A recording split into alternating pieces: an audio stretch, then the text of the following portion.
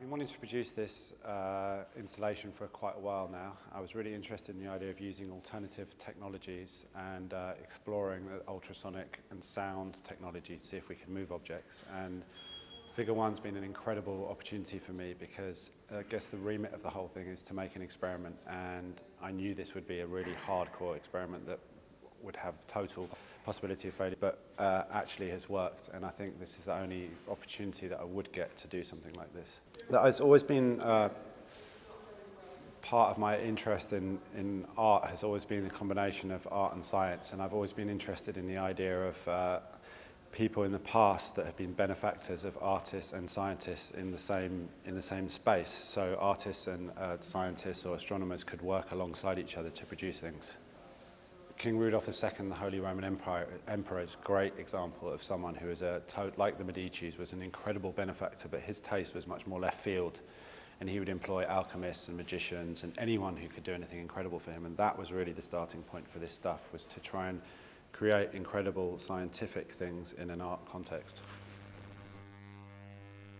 I came across the text that I talked about, an explanation from a German anthropologist who travelled to Tibet and witnessed, according to him, Tibetan monks levitating a stone with a combination, an array of drums and horns. So like 20 horns, 30, 40 drums, all pointing at one space. And he'd done a very, very careful diagram of it. And it made me start to think that, you know, who am I to say whether it works or not, but I would like to see if there is a way of creating that same thing to make an object levitate. And we've managed to do it. Initially, we needed to make this on a small scale because we'd be using too much power, and we're very interested in making it bigger and trying to work out a way that we can levitate larger objects and with different kind of power sources. And I think that will go on to more experiments and to start to integrate the technical parts of the installation into artworks themselves, which would harness or possess some kind of other power. I reference sort of art history and sort of artists that I'm fond of. So Brancusi made the gate for the fallen heroes in the war, and the sort of the 8 faces on the pillars, which I've represented with sort of printouts of sterling board and marble.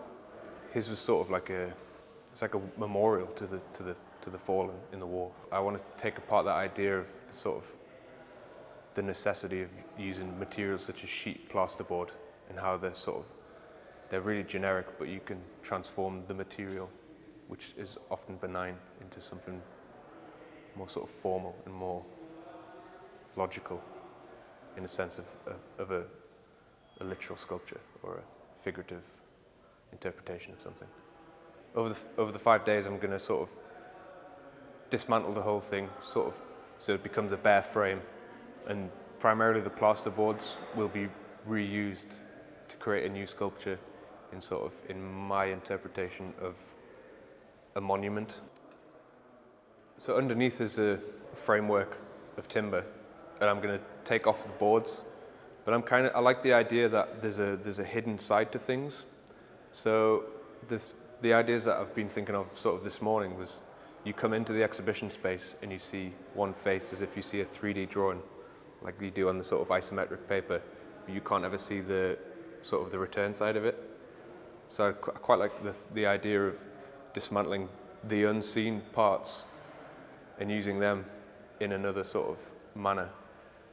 So the arc still kind of feels like it's there, but once you sort of come around the exhibition, it's gone, and it's going to be replaced with sort of maybe paper or some sort of assemblage. I'm going to take the idea of an arch, dismantle it, and try and create my own sort of pillar or arch that is my moment, my sort of turning point in my practice.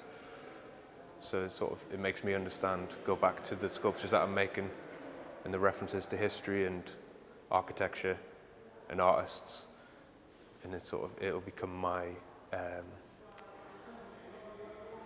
own triumphal arc, in a way.